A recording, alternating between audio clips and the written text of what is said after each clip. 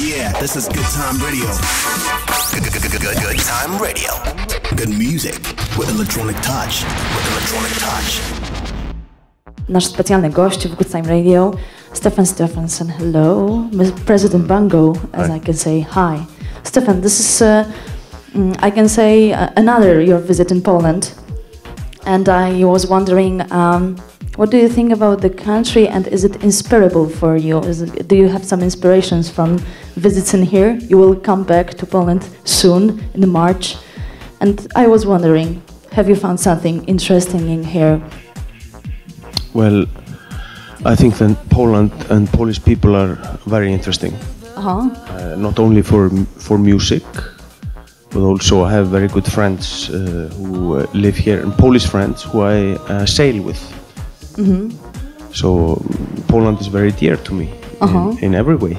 In every way. Yes. Will we find in the future some special accents from Poland in your music? Because that's what I was asking about the inspirations. Have you found something strange or maybe very kind accents in here?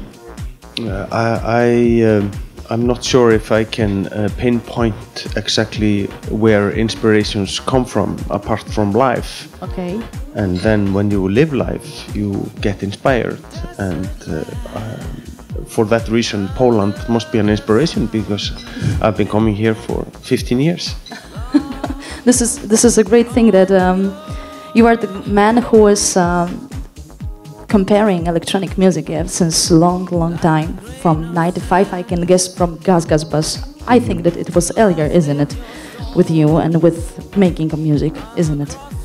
Well, you know, I studied photography as a profession, and I was living in Paris from 19 to 25 years old, and then due to the fact that I am brought up in a very musical environment. My father is a jazz pianist, and so I've had jazz and classical music in my ears. So apart from being in school bands and stuff like this, I always knew, or within me I knew that, you know, I would start to make music, you know. So, but I didn't know when. So in '95, when we started GUS, it was kind of a it didn't come as a surprise, but there was nothing calculated.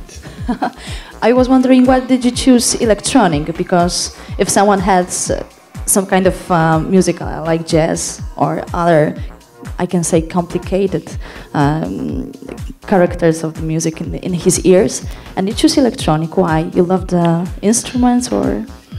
Well, I guess it's just the atmosphere and the feeling of electronic music, and at the time it was a very, you know, new, inspiring platform for expressing yourself through music, and it was accessible for people who didn't play instruments.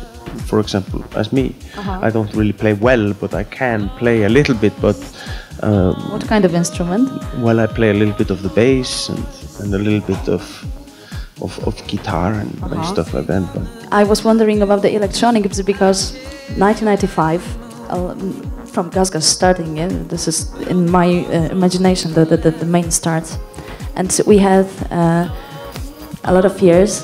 What do you think about the instruments and the technical abilities which changed? And you're still in the electronic, and you still your music is changing, but I can imagine that probably you can have some special accents in your career which changed because of the technological going by, yeah? Isn't it? And do you have something like that? No, I don't think that well, of course technology changes music in one way or another, but in the end it's the person, it's the heart and the soul of the person who's making the music. So it doesn't really matter what instrument that person is using, because it's his expression that's coming out. Well, that's my, you know, humble opinion on the matter. So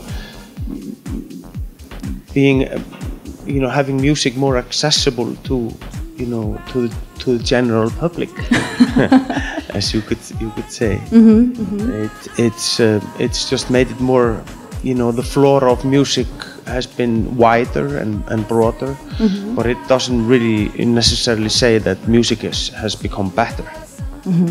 But it can, but it's harder to find.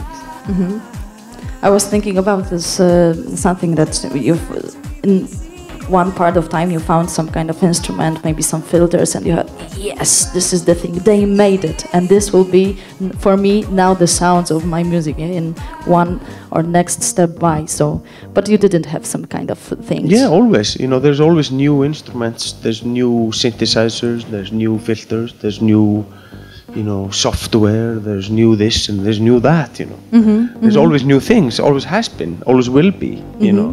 But in the end of the day, you were making the music. Yes, this is the truth. Is there any connections that people who makes electronics want to go to Iceland here, and you're from there? So I just wanted to ask it for you because maybe you will set it.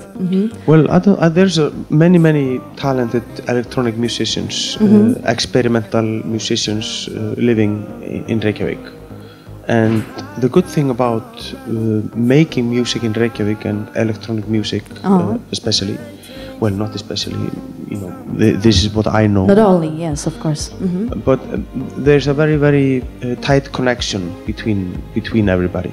Nobody is holding, you know, to themselves what they kind of are experimenting with, etc., etc. So there's very easy to work together and make something, you know, that you think is worth doing. But I also think that in the beginning it wasn't so much. Well, in the 80s, for example, when the electronic scene in Iceland is born, it wasn't very much of you know, being world famous. And being this and being that, you know, it was more of being true to yourself, and then most of the time things happen, you know. But and when you're always thinking about if you're going to conquer the world, you're never going to conquer the world. That's true.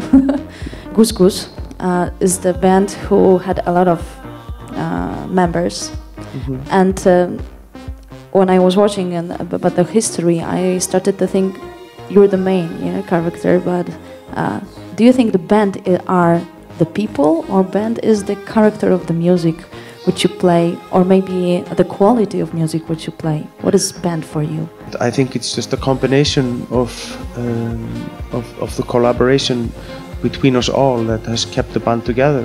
Well, you have a brand, you have a name, you know, which you've built up, but without the people behind the name is nothing. It's like a gallery is nothing without the artists, you know, exhibiting in a gallery. Empty gallery is nothing.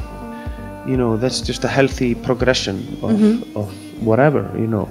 I mean, I am 43, Biggie is 46, Daniel is 44, Högni is 28.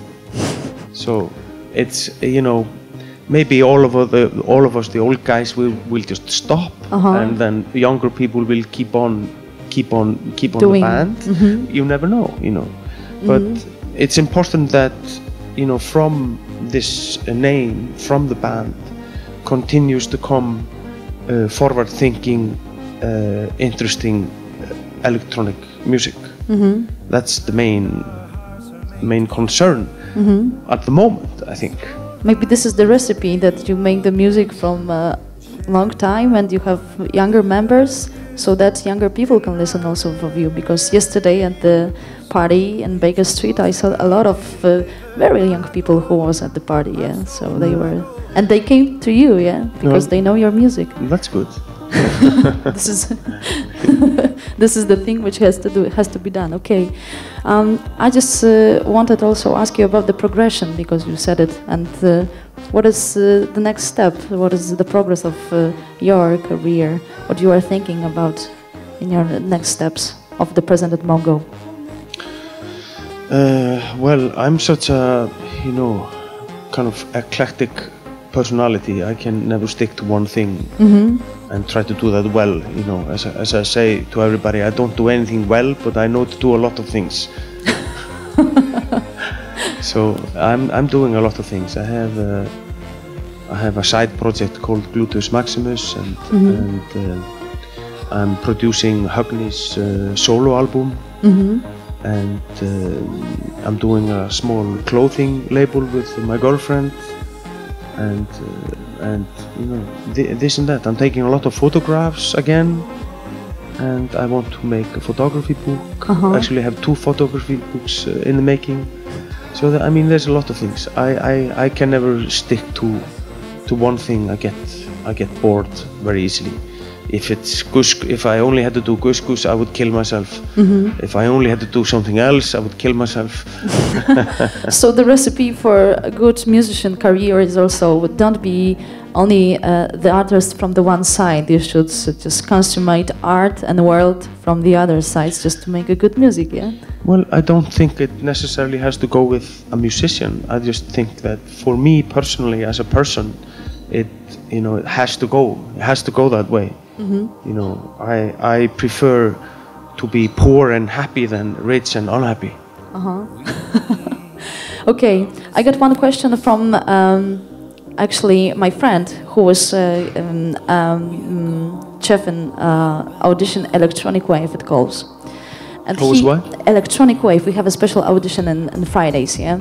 And he told me, Anya, please, when President Bogo will go to our radio, ask him about the song David, and ask him who is David. Can you tell it to me? Well, it's a long time ago. That's true. Well, in the year 2000, when GUS kind of had a lot of changes,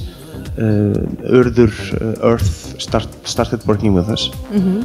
And we were going through rough times, musically, you know, everything was kind of, you know, strange. Are we going to continue? We were stopped working with the record label for AD, and we didn't have another record label to work with, so it was very, very strange, but very interesting times, you know. We were not hungry, but we were kind of starving to do something new. So I have Earth coming down to the studio, and I thought, and I still think that that girl has the most amazing voice, you know, that I have ever heard from a female singer, ever. So we started working together, and I had some demos from this and that. I was sampling things from reggae music and sampling this and making something just to get ideas, you know, just like when a designer looks into a magazine to see what's going on, you know. So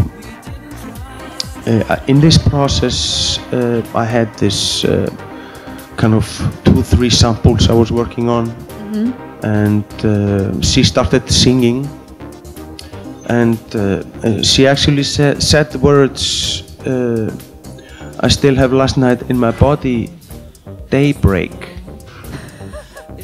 And me on the computer, you know, with some noise going on, I didn't hear what she said, so I thought she said David. And I said, what did you say? Did you say David? And she said, no, I said daybreak. And I said, are you sure you didn't say David? Do we know? And then, you know, it kind of just went into the system, and we both liked it, you know, a little bit more, to make it a little bit more personal than daybreak. Okay. So that's the hardcore truth about David. The guy of David. Yeah. So he was born out of the daybreak. So okay, I'm very glad that you came in here and that you tell me the question of David and a lot of your process and artistic process. Thank you very much. Well, thank you for having me. Thank you. Bye-bye. It's Good Time Radio.